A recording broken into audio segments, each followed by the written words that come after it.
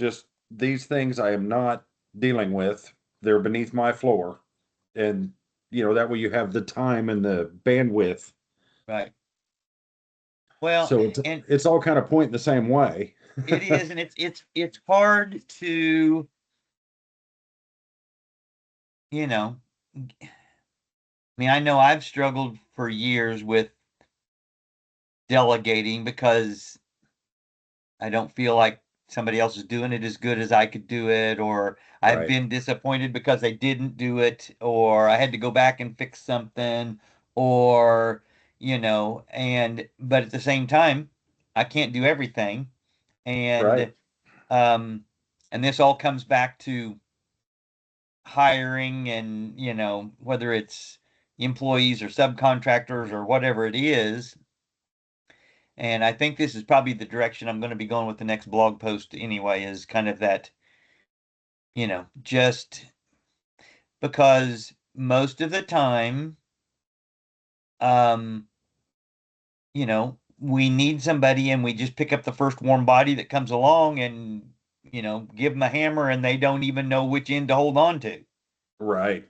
I've done that So, a bunch. yeah, well, I've yeah, I had I needed 2 to 3 guys with the workload um that we had going. And I hired 2 guys. Um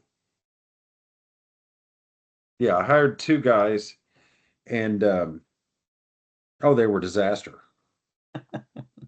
yeah. These aren't the most recent hires, are they?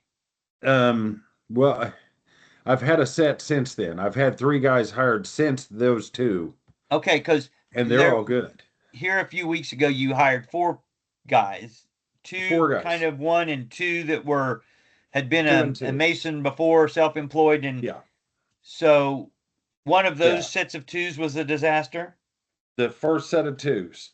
Yeah, the which was first that two. was ones that you had worked for you before. Yeah, they were cousins, Yeah, that's what and I they were thought. a they were a disaster. We just brought them in because we're like, okay, they can, they were terrible. We should have Yeah, vetted. We should have but reevaluated. yeah, And yeah, so the other 2 come in. They've been doing good. And then um, I had a kid come in that I, I I didn't know him. I knew his sister was friends with my middle daughter Danica, yeah. I and remember you talking about that. Uh-huh. he's turned out to be a real good kid. Well, then I've had 2 ex-employees want to come back since then, and then another guy that Darren once hired. And but I'm at capacity. Um, no, there's no favor hires. I'm not doing that. I'm at capacity. I've got a butt in every seat of the trucks we go to work in because we had a truck break down, and and um we not only that is my payroll is outrageous right now with all the new Right, hires, and I haven't got that adjusted and straightened out yet. I haven't acclimated to the new level. right. Um, and then is this kid going to move the needle on production? Because if he's not, why am Why I pay putting him? him on? Yeah. Yeah. So anyway, that's been blown up for about the last day. Um,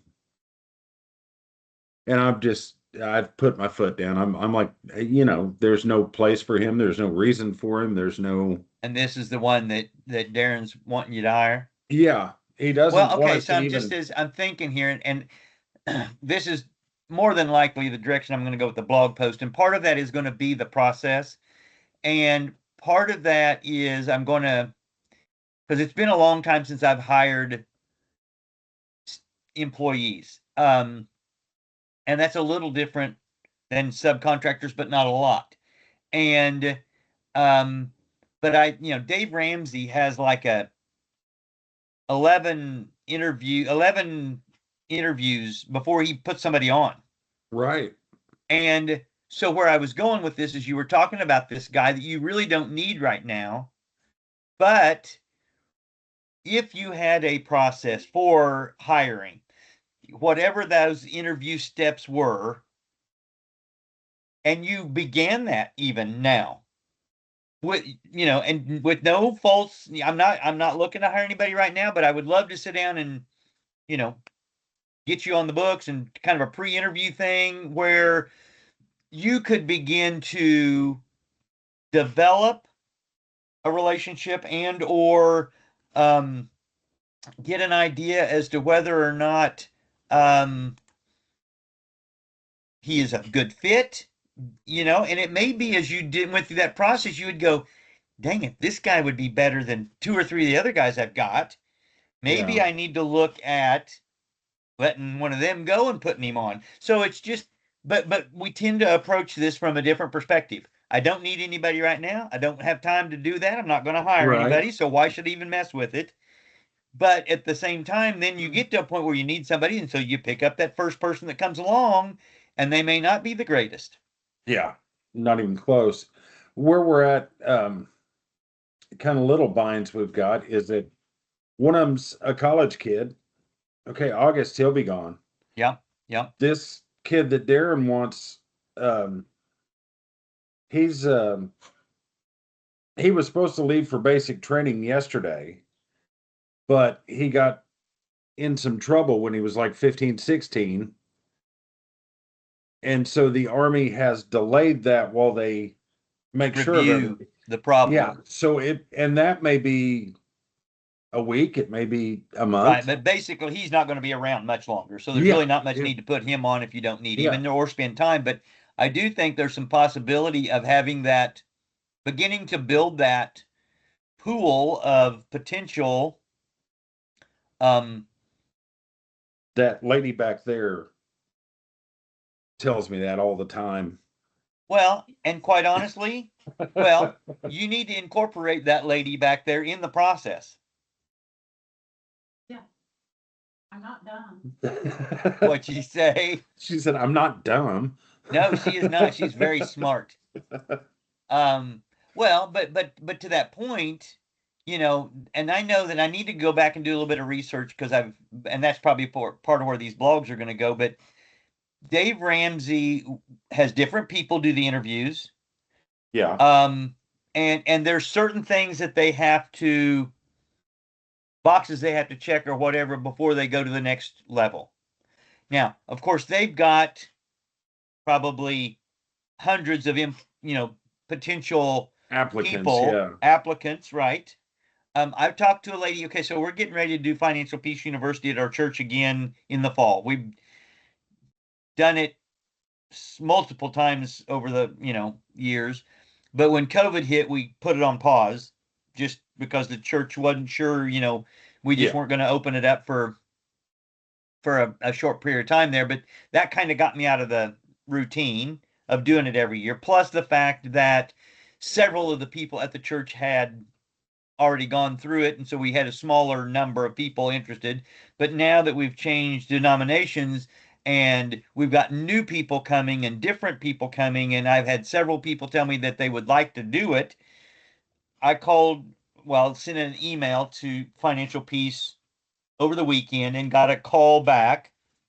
I got emails, and then I got a lady that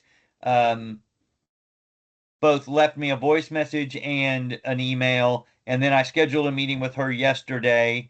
And where I was going with all this was she was from Kansas City area originally when we were talking location awesome. and stuff, and she's now in Nashville area working for Dave Ramsey. Yeah. But so there are a lot of applicants, I'm sure, coming from all over the place, people that are going, I want to work for them. Then the guy that ended up being that will be our connection, she was kind of that entry level person, and she said, let me put you in contact with somebody that will become your go-to person. I talked to him, we emailed back and forth. She just ended up putting him on the phone, and he was a pastor for 20 years before he went to work at Dave Ramsey, and he's been working there for 20 years. So he's been around a while, and he knows but what I was needing to get from them was just updates and stuff, but I do know that they get a lot of applications, and I Yeah. think that you won't have that kind of, but if you've got people that you could, and maybe they're working another job, and maybe they're people that you even would reach out to and go, hey, I'm don't know if you'd ever be interested in, but if there's somebody, because I think that's the thing, and I think we do this well. I was having a conversation with my writing coach yesterday. Her husband's a dentist. Well, he's a specialist, some kind of dental specialist, and he had been working with some other dentists, and for whatever reason, they parted ways. And so he's setting up his own practice, and um, they've got a space that's rented, and the people that own it are willing to do some renovations to get it ready for them, and have given them a budget, and they have talked to an architect and got drawings done, and they are down to, they've got 3 contractors that have given them prices. So she was asking me what kind of parameters, what he and her should be looking at for a good contractor. And it ties into this same thing. Part of it is there's got to be a relationship. And I said, if I were in her shoes, what I would do is I would ask each of those 3 contractors to come meet with me and do a walkthrough in person. Because at this point, the architect has walked them through the project. They've got proposals, and she said one of them's the cheapest, and the cheapest one, and I don't know if there was any relationship other than just this, but her and her husband, or her husband and this contractor went and played golf the other day. So I'm assuming this contractor is trying to, but she said, I'm concerned that he's the cheapest and that there may be some things, corners cut or things. I said, well, these are all valid questions. But if you could get all 3 of them, say, I would like to meet with you and do a walkthrough. First of all, if any one of the 3 of them says, I don't have time, I'm not interested in doing that, this is not the way we do it, check them off the list. Because if they don't care enough about you as a customer to put that effort in, take them off the list. Then, go through and ask questions about, so if this guy takes your husband to play golf, or they play golf together, I don't know how that arrangement was made, and he's still the cheapest and he's willing to meet you, ask him those questions. Yeah. If I want solid surface countertops rather than plastic laminate, are you willing to do that? Even though we know it may cost more. I mean, how do we know that we're getting quality, things done or can have, how do we know what we're getting? And so anyway, I think it's the same thing with employees. This is going to take time for both contractor and customer to spend 3 different meetings walking through these projects, but ultimately that time investment at the end will pay off. Mm-hmm. And the same thing would be true with employees. If you, but that's not the way construction employees are typically hired. They show up, they have a tool belt, you need some help, and you put them to work. And that's kind of how that usually goes. And it's hit or miss.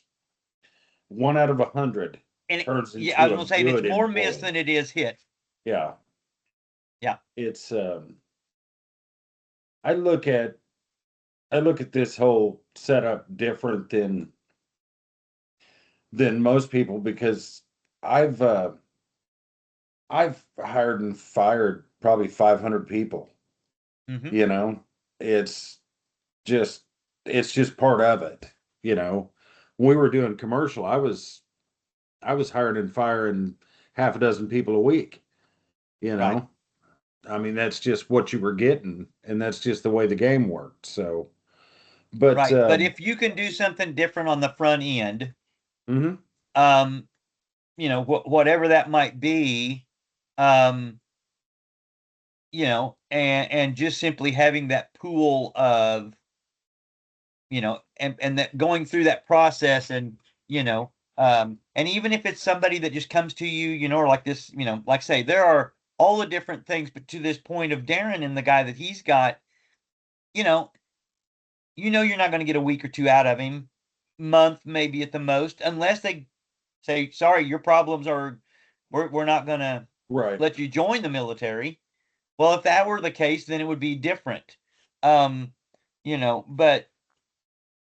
it is that prioritizing and scheduling and planning and all those different pieces that go into that. So, in that book, the highest calling, if I remember correctly, they had a story. He was trying to hire a sales manager and everything was great. And then they went to lunch together and he was rude to the waitress. yep. If I remember correctly. So it was either in that book or it was in, yes, because I've read it too. And I think it may have been in that book, or it might have been in, gosh, what is the one? And I don't know if whether you've read it or not, but it sounds a little bit like, hang on just a minute, I'm pulling up my book list.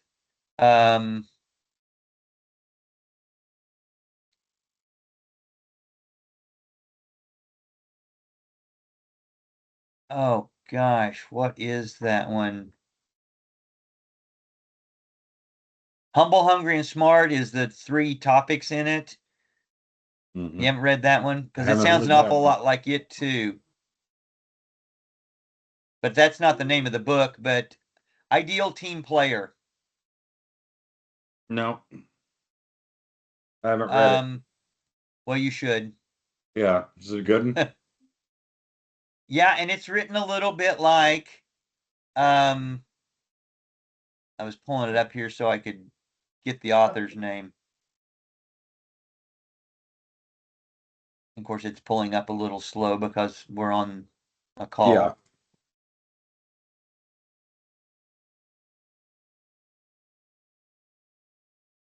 Okay, come on. Pull up the cover of the book. I can see Patrick Lencioni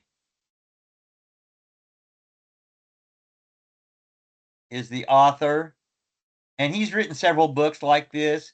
Subtitle is How to, dang it, that's really, How to Recognize and Cultivate the 3 Essential Virtues. That's humble, hungry, and smart. And basically, this would be a great book to read from a employment standpoint. And it's written in a little bit of that same kind of storyline. I mean, it's about a guy that has got a job and he ends up going back to work for his uncle in construction business, and his uncle then is wanting to, his cousins are not interested in the business, and so he's going to be taking over the business, and he's learning from his uncle and implementing some of these things as they go. And so it's got a lot of that same kind of, but those were 3 of the things that were critical, is that, humble, hungry, and smart. You can teach a lot of the other stuff. Right. But, having the right, and that's one of the reasons that personality profiles. Yeah. Have you ever done one yourself? I never have, but Brad Hebner, he talks about them all the time. He says they're absolutely required to hire. Yep. That's one of the things that Dave Ramsey, I learned from taking Financial Peace. He includes that. He uses the DISC profile, which is a very simple one. There's basically categorizes everybody in 4 different groups. And I can never remember the names. I can only, they have an animal that compares to them. I mean, okay. So there's a lion, there's a golden retriever, there's an otter, and there is a beaver. And my experience with this was, and I've probably told you this before, but my wife, early, years ago, I would write a blog post, or I would write something, whatever it was, maybe it was a proposal, something, but I would want her improve or her input. And so I would give it to her to read, and she would just butcher it. I mean, striking things through, and I thought it was so good. And it would hurt my feelings terribly. I'm like, Yeah. what, and Yeah. but I couldn't figure out. I mean, it's not like she didn't like me. I mean, it wasn't like she was Yeah. just being mean to me. I didn't Sometimes you think. wonder. Yes. Well, so we took this, then went through Dave Ramsey, took this this disc profile, and I realized that she was a lion. And a lion is someone, if you ask them a question, they're going to give you a straight up answer. They're not going to sugarcoat it. They're not going to, and that is not me. And she would just, and she, this is just her, her nature. And they're, and it's got these different things, but it's real simple. There's 4 rows of things, and you go through and check a box. So across those 4 rows, you compare and which one of them is the most like you, all the way down to which one of them is the least like you. And you work your way down that, and then you total the numbers up. So it tells you which one you're in. And I'm a beaver. And a beaver is typically slow to make decisions. The organizer, detail-oriented, very detailed, very organized, yep, you've got it pulled up. Yep. I didn't get it pulled up. My wife, who's a beaver, just texted me the link to it. Yes. I've got it. I've got it, and it will be one of those things that's going to come up in some of these blog posts. But the point is, first of all, you need to do it because you need to know who you are. Yeah. Because part of what you want to look at is, depending on what you're hiring, do you want somebody that is super organized and detailed, but maybe not super fast in making decisions, but pays attention to all those details? Or do you need somebody that's quick to make decisions and may not always make the most, thoughtful decision? Well, yeah, I mean, they may just be, but they may be benefits. Okay, so like an otter, they're like a party animal. They are the ones that, but they will tell, like let's say there's every bunch of their friends are having 6 different Christmas parties, and they get invited to all of them, and they tell all of them they're going to come and going to bring something, and they can't go to all of them, and so they just don't show up. And you don't know why, but they are very artistic. They are the ones that can come up with ideas that a lot of people don't think about. Right.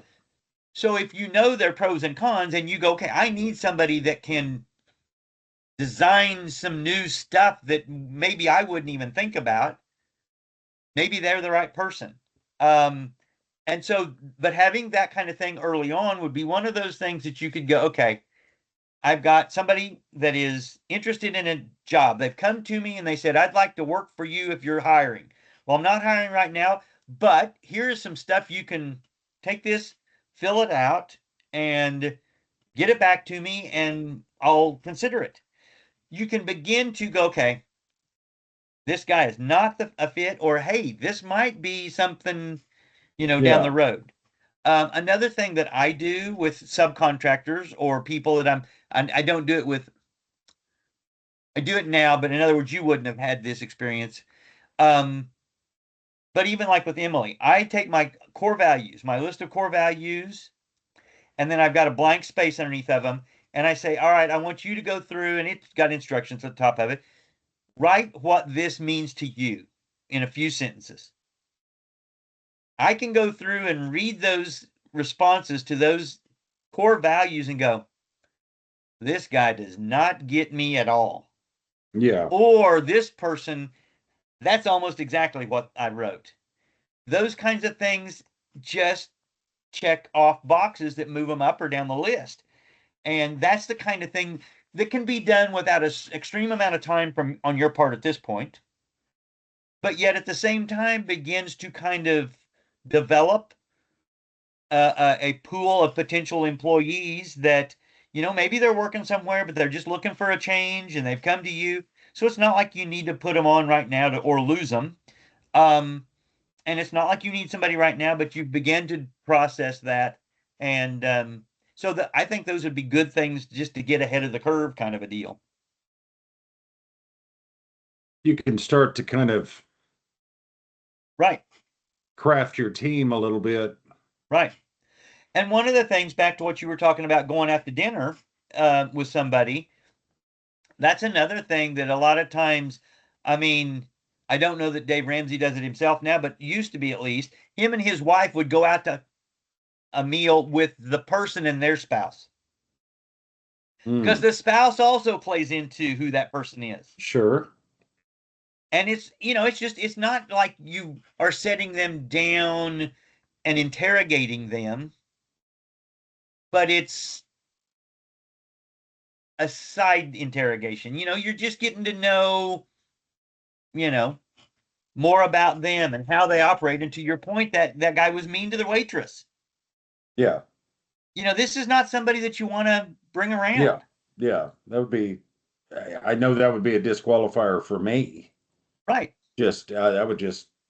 Because how are they going to treat employees? They're going to view employees as lower than they are. Mm-hmm. So if they're leading a team, they're going to treat them like crap, most likely. Yeah. So yeah, all those things, and it's not easy, but it's important. And but I think there would be ways to preemptively, without a ton of time invested, begin to develop, that pool that you could pull from. Yeah. Well, it's just like everything else. It's at some point, if you want to kind of function effectively, you've got to develop systems for all of the different processes. Right. And the people, the team is probably the most important process of the whole thing. Yeah, because everybody is different, and everybody. That reminds me, last night, I don't know that you've ever seen the show. There's a show on Great American Family called County Rescue. Mm-mm. And it's been on 3 seasons. The 3rd season, I think, is just out or just wrapped up. And I had watched some of them, but I'm watching it on Prime. And last night I had a meeting. I didn't get home till late. And so, I can watch a typical episode in, because they go through commercials. So it's, 40 minutes or whatever. And I had time for that. And I watched one of the episodes. In this particular episode, the story of the whole thing is there's a young lady that has had kind of a privileged life as far as her parents and money, and but she's worked a bunch of different jobs and she just can't figure it out. And at some point in time, she's gone to church and feels God calling her into EMT work, medical emergency response stuff. Right. And so she applies and gets this job. There's 3 different people but there's only going to be able to fill 2 positions. Or maybe 1. But anyway, she is not one of them that gets picked, but yet it ends up that one of the other guys one of the regulars has ended up as having some trouble with some drinking. And so he has to take a hiatus and she gets his position. Well, then he's coming back and she's wanting to stay on because she loves the work and she loves the people, but and her boss is trying to get the county to add another position and they don't have the budget for it. Right. So she's feeling distraught, feeling left out. This is what she's supposed to be doing. And in the episode I watched last night, the guy that has been on hiatus has got through his process and he's coming back and she sees him get it out as he gets out of his car. He's coming to visit or whatever. He's got a paper bag with a bottle in it and he's taking a drink out of it, puts it in the car and then comes in. Well, now she's seen this. And so she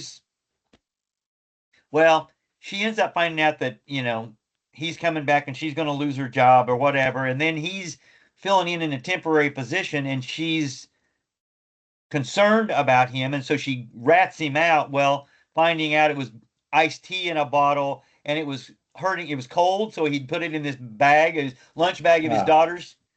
And so all of this turmoil has been, and she's feeling bad, but she doesn't want to lose a job. And at the very end of it, they're all coming around the table and the leader says, we're a family. we have got to respect other people and not, it wasn't she didn't like him. She just knew it was that she was going to lose her job if he came back, kind of a thing. And then, of course, there's some other stuff that is played out there that it's maybe she's going to end up with a job, but it's just, this is the kind of thing that we have to be aware of, and we can be as thorough and as possible, but just to the point of spouses. I mean, we've, made a pretty big commitment there, and we don't always get along. Yeah. So we've got to figure out ways, though, to do that. So back to what you were saying, we've got to implement things so that we have a process that, okay, if you do this, that's unacceptable. And all of this is stuff that I'm, and it's important whether it's subcontractor or whether it's, and Yeah. so anyway. All right. All right. Well, we've ran over here, and I probably need to get to work on my Sunday school post and get it finished so I can get it sent to Emily so she can get it ready so I can get it published today so it goes out tomorrow and all that kind of stuff. All the good stuff. Yeah. All the good stuff. So All right. All right. Well, I will see Um, you back here at 1:30. I will see you then, and we will pick up